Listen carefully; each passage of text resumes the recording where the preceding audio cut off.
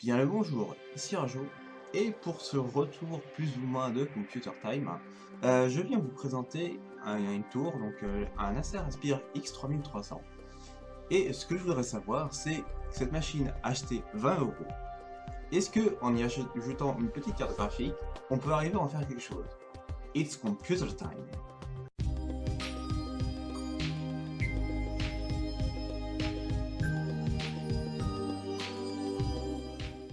On va vous parler aujourd'hui de ceci qui est un ordinateur que j'ai récupéré, comme vous voyez, qui était très mal remonté, et c'est pas fini parce que je vais devoir le redémonter. Un ordinateur que j'avais, un Acer, alors attendez, Acer Aspire X3300. Qu'est-ce qu'on a dans ce petit Acer? On a un Athlon 2 215, X2 215, un dual core à 2,8 GHz avec 1 méga de cache en L2. C'est une configuration très bas de gamme d'il y a environ 6 ou 7 ans. Je l'ai récupéré chez un pote pour une vingtaine d'euros parce que ce qu'il faut savoir, c'est que le machin en France de l'occasion est affreusement cher au niveau de l'informatique. Pour 30 euros aujourd'hui, vous avez absolument rien, vous avez éventuellement un Pentium 4. Pour avoir un corps de duo, il faut en dépenser au minimum, je dis bien au minimum 50 euros, et c'est pas forcément un corps de duo de bonne génération. Il faut monter à 130 euros pour des corps de quad et que voilà. C'est généralement d'ailleurs moins cher d'importer d'Angleterre et faire et de payer les frais de livraison qui sont astronomiques plutôt que d'acheter en France. Donc ça, j'ai eu de la chance que mon ami n'avait plus besoin de cette tour que pouvoir lui récupérer. Qu'est-ce qui est intéressant, cette truc, c'est pourquoi je vous en parlais, parce que tout simplement, car je voulais en faire une tour secondaire, donc je vous présenterai peut-être dans une prochaine vidéo ma tour principale, qui est donc une tour à base de H97, i5 4590, une RX 480 comme carte graphique. Et donc là-dedans, ce qu'il y a comme carte graphique, c'est une carte graphique intégrée qui est une GeForce 9200, qui est une R1200 en badgé, qui a, attendez-vous bien, 8 coups d'accord, non rien que ça. J'espère que vous passez un peu de footage de CSGO right now. Au niveau des jeux que j'ai testé sur ce truc, LoL tourne en 1080p tout en low à 30 fps à peu près convenablement. Il n'y a pas trop de problème à ce niveau-là. C'est un teamfight, ça descend très vite. En 720p par contre, on a à peu près 40-50 fps, beaucoup plus stable. C'est presque jouable, presque agréable à jouer.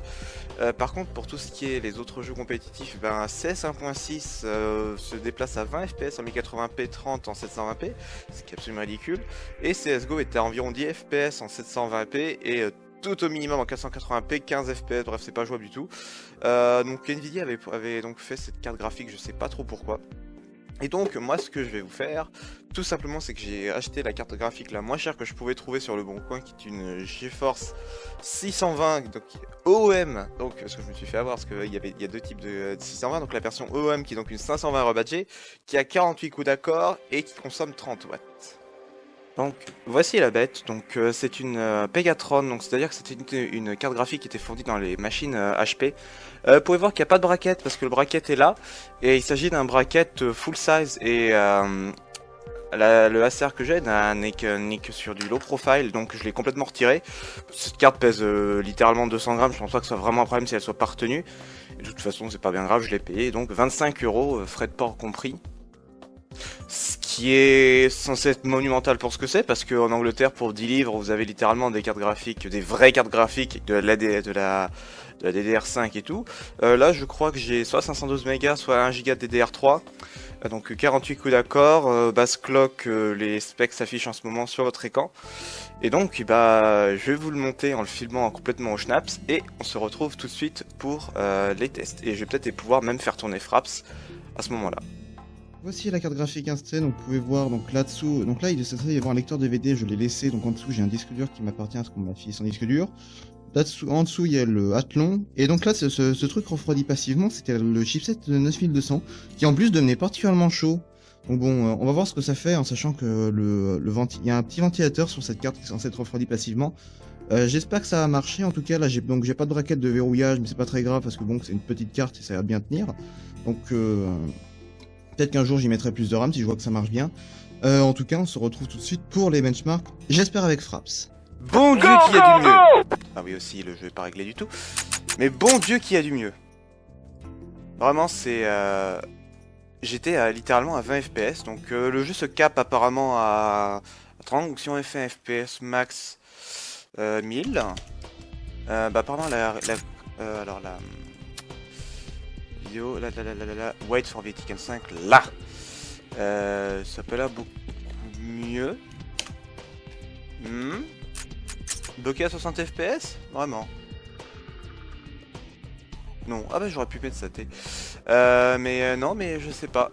En tout cas, ça a l'air de marcher. 60 FPS assez stable, aucun problème ici. Ok, allons attaquer maintenant LOL.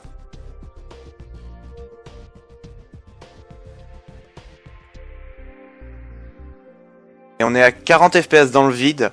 Et dès qu'il y a un peu de monde, ça devient ingérable. Donc voyons ce qu'on peut faire à 15 FPS, juste pour la petite démonstration.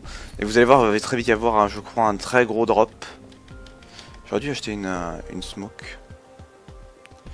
Voilà, 13 FPS. Donc je suis évidemment sur Nuke, la map la plus belle du jeu.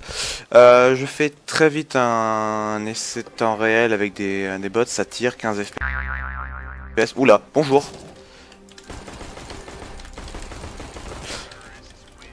Bon.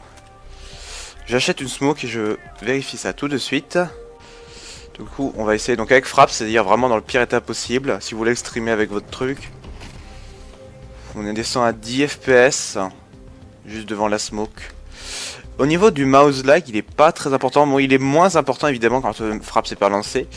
Est-ce que je considère ce jeu comme jouable? Oui, jouable. Si on veut pas faire du compétitif parce que les 60 FPS sont nécessaires. Bonjour toi.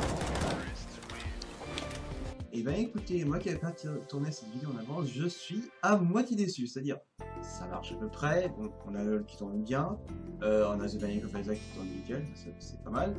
Mais CSGO n'atteint même pas les 60 FPS en 720p et je suis profondément déçu en tout cas. Je m'attendais vraiment à quelque chose d'au moins, d'avoir au moins de la fiabilité, tout au minimum bien sûr, bien 720p quoi. Mais là, non. En fait, si vous voulez, au moment où j'ai vu que tout marchait bien avant de tester CSGO, je vais peut-être même tester, je vais peut-être même oser tester Rainbow Six Siege ou Overwatch. Mais là, quand je vois que même CSGO ne tourne pas, je suis déçu. Donc, l'indicateur de performance est environ de 4.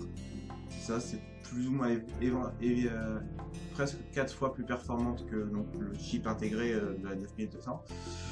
Mais bon, alors j'aurais dépensé donc au total 46 €, donc 46 €, donc 20 € pour le PC et 26 € pour la carte graphique livrée et tout. 46 €, qu'est-ce que j'ai? Donc j'ai un serveur qui marche, donc j'ai notamment un serveur Star Wars qui a testé qui marche convenablement. Ça c'est pas au niveau de la carte graphique, c'est vraiment au niveau processeur. Une machine de jeu, ouais, plus ou moins, vaguement. Quand on n'en demande pas trop, c'est toujours ça de prix.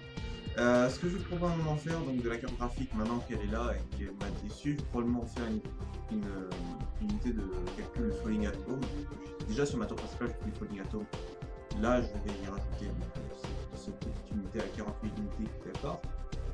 Mais bon, en tout cas, j'espère que cette vidéo vous a plu. J'espère que bon, la webcam en 244p, beaucoup, forcément, et mon bordel derrière moi ne vous aura pas dérangé. Et on se retrouve, j'espère assez vite, que je retrouve la motivation pour faire une vidéo sur la chaîne Computer Time.